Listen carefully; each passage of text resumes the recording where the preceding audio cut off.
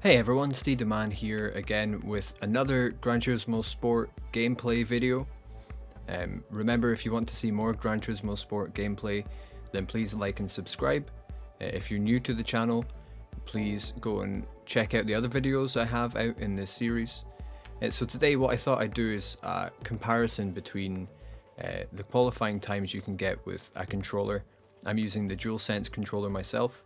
And then compare that with the time you can get with a racing wheel. So I have the Logitech G29 racing wheel. So what I thought we'd do is we'd hop into the two qualifying times that I set with both the controller and the racing wheel, and then show how that benefits you when it comes to your qualifying time in the actual daily races. So you can see we've got our three daily races here. We've got the one make, the GT3, and another one make with the Red Bull Competition X fan car. But you can see from this footage, I clicked the WRX, but after a couple of laps, I realized the WRX was not the car for this track. And after having a look around, I realized the GR Supra would be a strong contender for a qualifying lap. So we hop into that just now to start our lap here. So coming out of the first chicane, the first kind of S bend, quite well, get a decent amount of speed into the straight. It's very crucial to get enough speed, as much speed as you can into the straight. Braking at the 100 meter sign, braking down to second gear, flooring it as early as possible. Try not to go too wide, because if you go into that runoff, it's so easy to just overdo it, spin your car, and that's your lap done. Especially in this Supra, it's very easy to just bin it, and I absolutely binned it probably about 3 million times trying to do this qualifying lap. So coming into this corner, put it into second and kind of coast for a bit. Early on the power, I could have been earlier on the power there. As this curb goes off of the screen, I brake just to get that rotation on the car. Slightly drift, could have got a little bit more time out of that corner had I not drifted the back end out a little bit. Braking about halfway between the curb and the 50 meter sign, cutting it as close to that inside curb as I can without losing traction on the inside. Trying to get as much speed through the straight as possible, so trying to stick to the inside corner. Same here on this line, as close to that kind of track limit. And we cross the line here with a 1 minute 31 second 0.74, so not bad. But I decided that I'm going to try to see if I can beat that time with my racing wheel. I was aiming for at least a 1 minute 31 and a half, so I'd be about 2 seconds slower than the fastest times being set on this event.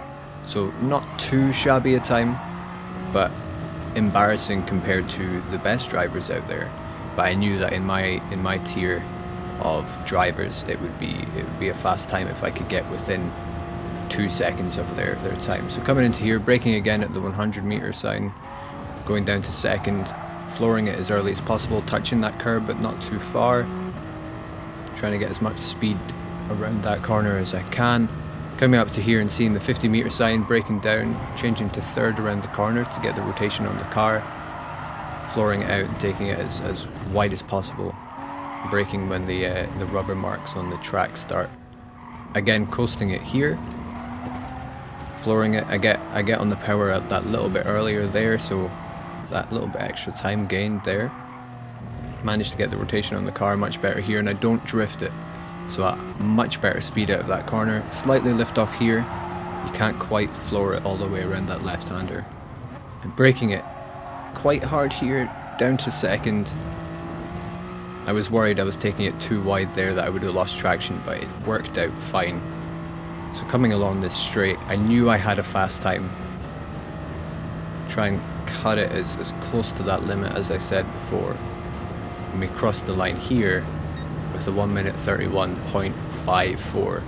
So that was the best I could do. I did try like 10 bazillion times, but that was the fastest I can do. But as you can see, qualifying time, I ended up qualifying second. And on the few races that I did of this daily race so far, I qualified about second or third in every one. So not too bad, not bad at all. And I decided to do these races with the wheel, just because the wheel will be defunct once Gran Turismo 7 comes out. I won't be able to use that wheel anymore, and I'll have to fork out for another one. So I'll leave a couple links in the description for wheels that will work with Gran Turismo 7 and the wheel I use currently, just so you can plan ahead. So as you can see from the grid, I decided to go for the Peugeot RCZ GT3 car, just because the Supra, as good as it is, and it's amazing on the straights, it's really hard to control on the corners. And I knew fine well that in a heated situation, if I was in a race, maybe battling it out with someone, I knew I'd like apply the power way too early and I'd end up just spinning out. And I did try 1 or 2 races in the Supra this week, but that's exactly what happened. I just kept spinning. I think the furthest I made it was lap 3, and then I completely binned it, which is annoying when you're in second and you're about to catch up with the guy in the lead, and then you just overdo it. It just completely drained my motivation for this. So what I decided is I'd go into the RCZ, much nicer on the corners, not as strong in the straights, but much nicer in the corners. So I knew I'd be able to defend more, and it can brake a lot later, sorry. So I knew I'd be able to go for a couple dive bombs.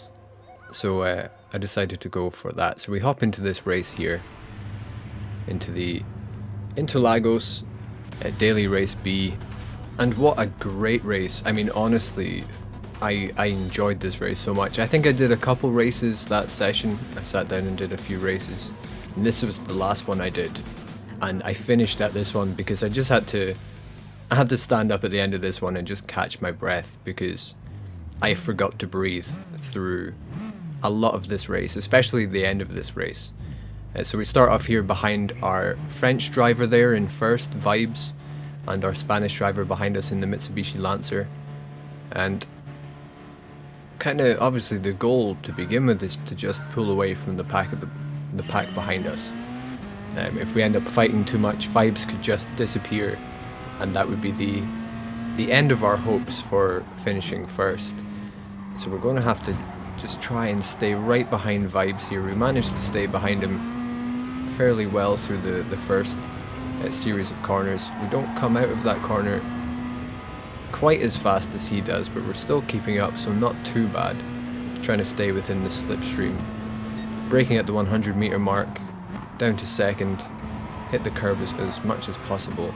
I don't take it as wide as I could have there, so losing a little bit of time, but not too bad. Just trying to pull away from our Spanish driver behind us as well. We're about 0.6, 0.7 away from him, so not too bad. Trying to just slowly get this time reduced in between us and Vibes here. I take this a little bit too wide in my eagerness to catch him up, so I lose a lot of time in between me and him. Come out of this corner a fair bit faster than he does, so we gain that back fairly quickly, so not too bad. Vibes, a very good driver. You'll notice through this race some very good tactics he uses. Very good competition between me and Vibes. I really enjoyed it. So we find ourselves on the main straight, right behind Vibes. I thought what we'll do, we'll just bump draft and push him that little bit faster, just to get away from the Mitsubishi behind. Get rid of that extra competition, so it's just a race between me and him in the front. You find this, it's much easier to do it that way.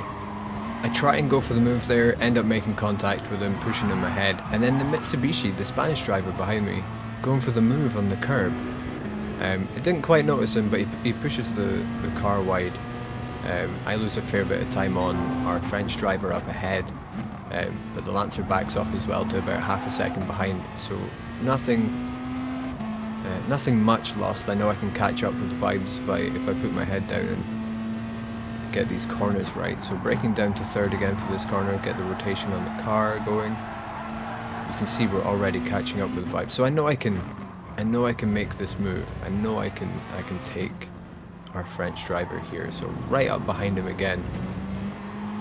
Very fast driver vibes, so he's probably just feeling the pressure of having someone behind him, constantly trying to go for it. Really enjoyed racing our French driver here. So coming up to the main straight again, brake in between the curb and the 50-meter sign, accelerate from second, take it a little bit wider there. He drifts it a little bit, so losing a little bit of time. So we start catching up with him again, just gradually coming up to the line.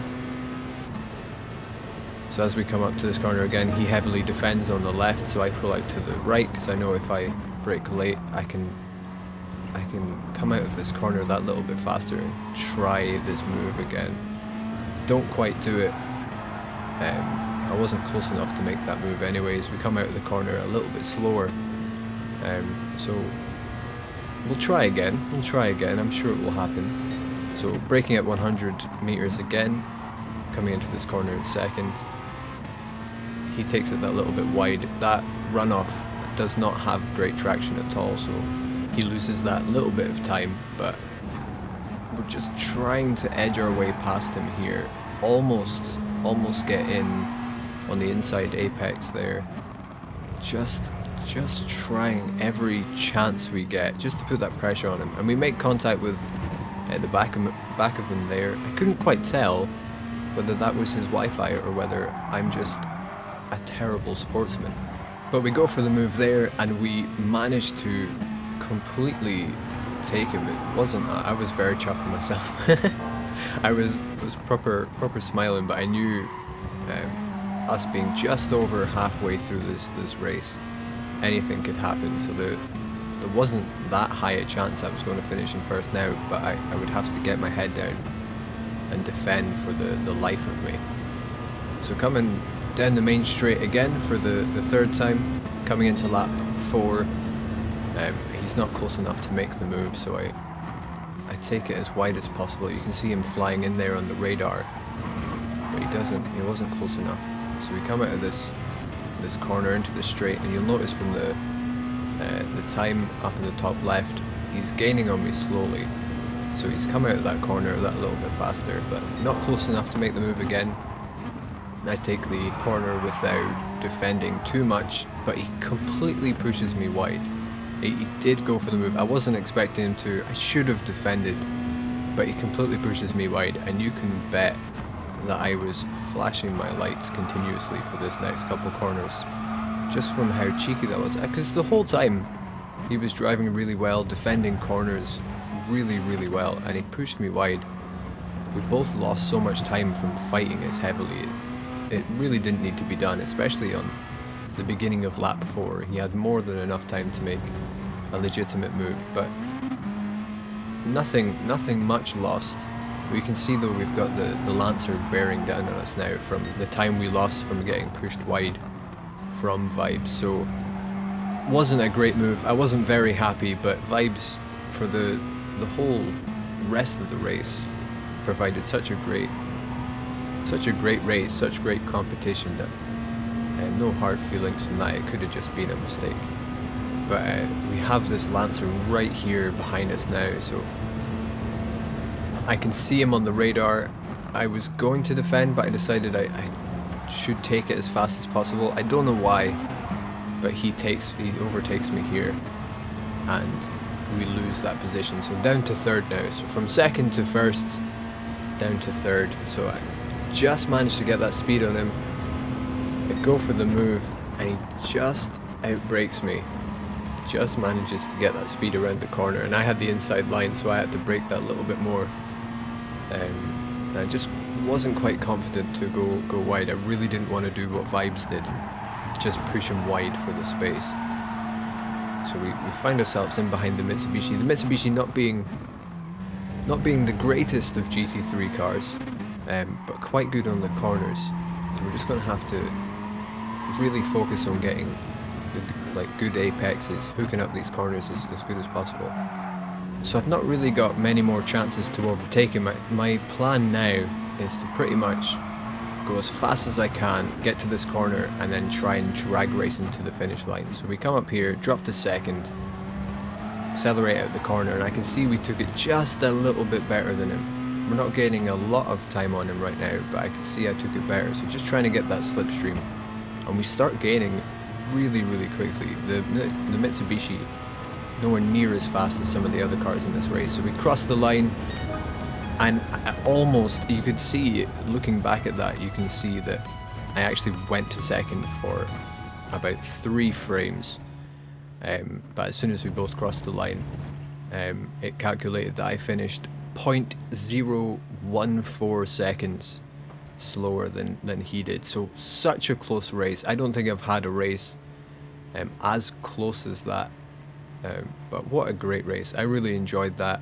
A little bit of trouble with getting pushed wide by Vibes there, but our race with the Spanish driver was more than enough excitement to just make me forget about that. So I really enjoyed making this video for you guys.